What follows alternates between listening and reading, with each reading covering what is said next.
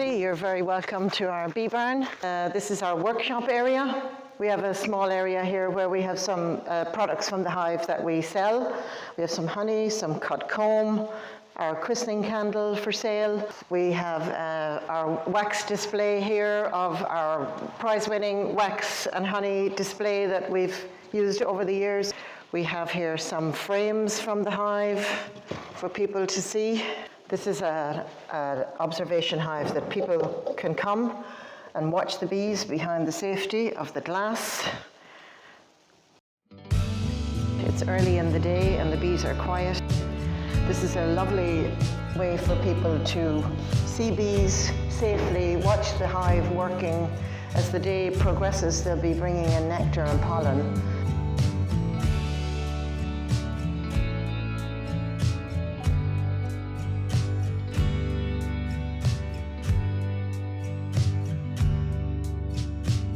We're going to take some of the summer blossom honey and we're going to extract it.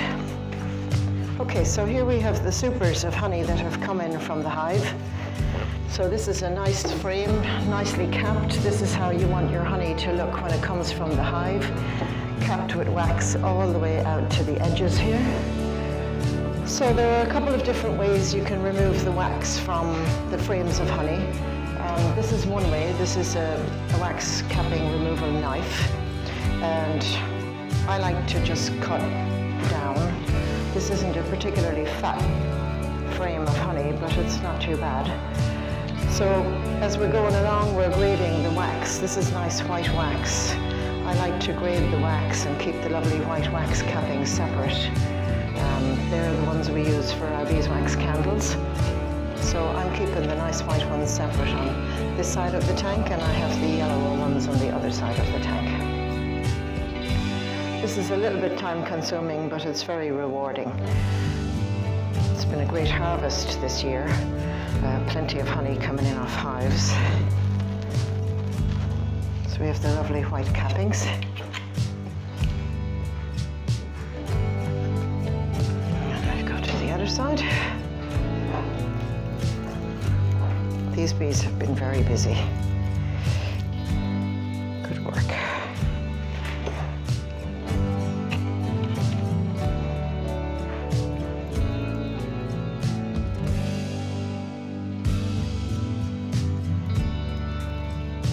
Honey that's capped off like this is perfect for extracting. It has more than likely has a moisture content of probably 16 to 18%, which is what you want when you're extracting your honey.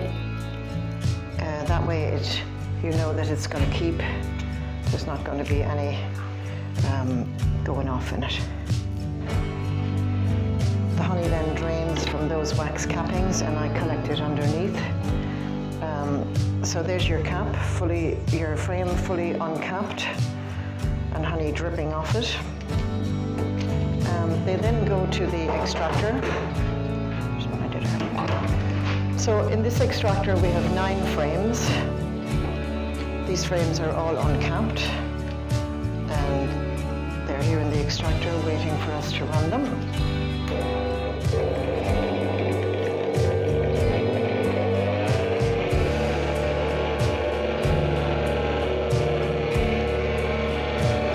The 9 frames spin like this until the frames are dry. It takes a few minutes, and while you're doing that, you can be going ahead uncapping your next frames and getting ready for your next lot.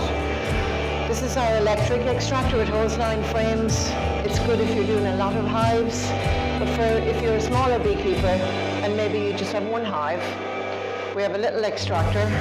It's a manual one, and it holds 4 frames at a time.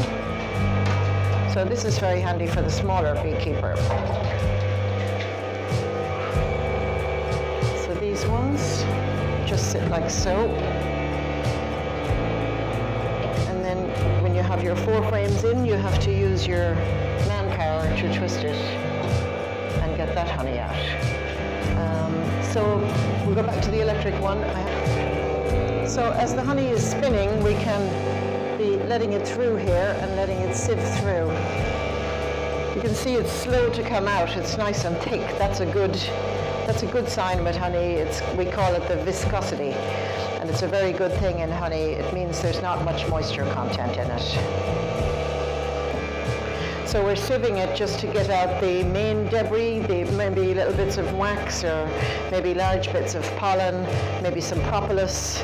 So we're just sieving it through to get those large pieces out before it's bottled for sale. It'll be sieved again through a lint cloth to remove any further debris that might be in it.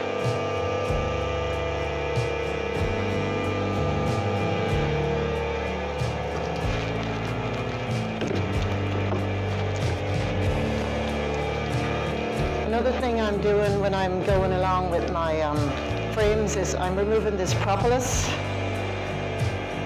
from the frames. It's a kind of a slow process, but I remove it and I save it for my friend who's an instrument maker. And we save it in this here little pot. So we've collected a nice little pot of propolis. It's very sticky, very difficult to work with, but we have a son who's an apprentice violin maker. He asked us to save it for him, and they use it for polishing off the instruments. People also use this propolis in like tinctures for health reasons, mostly Eastern Europeans. A couple of Polish people have told me about using it as a kind of a medicinal thing.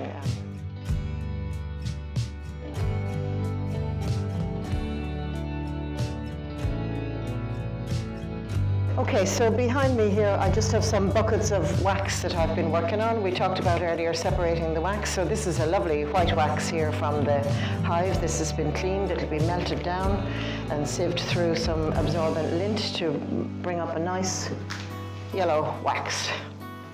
And that's what we're looking for our beeswax candles. We have some candles here that we made earlier in the year. This was a nice wedding candle. It's a dipped candle, and it's a nice candle. A beeswax candle, of course, has many good properties, good health properties for burning. This is our dipping station. Oh, I shouldn't be talking with my back turned. Where we dip our candles. We have two different kinds of mead brewing here. This one we added some cinnamon and oranges to just to flavor it. This is just a plain mead with honey and water in it. And we started this mead back in January. So it's brewing away, it's fermenting. We won't bottle it for a while yet. It's not quite ready. It's a little bit young yet. So we'll leave it fermenting for another while. It's another product from the hive that people can use. The honey is all collected. We store it in airtight buckets, in food-grade buckets. This bucket holds about 30 pounds of honey, and we leave it aside in a cool room, and it's left there until it's ready for use.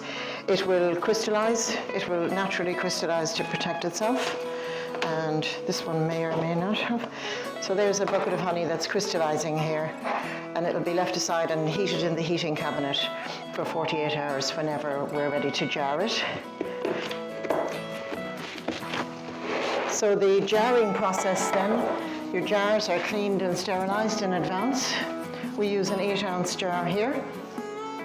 The honey is from the heating cabinet. It goes to the settling tank and sits in the settling tank for a couple of days to let the air bubbles come to the top of it.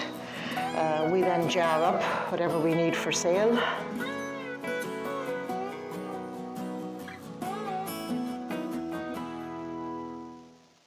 So we have a nice 8-ounce jar of honey.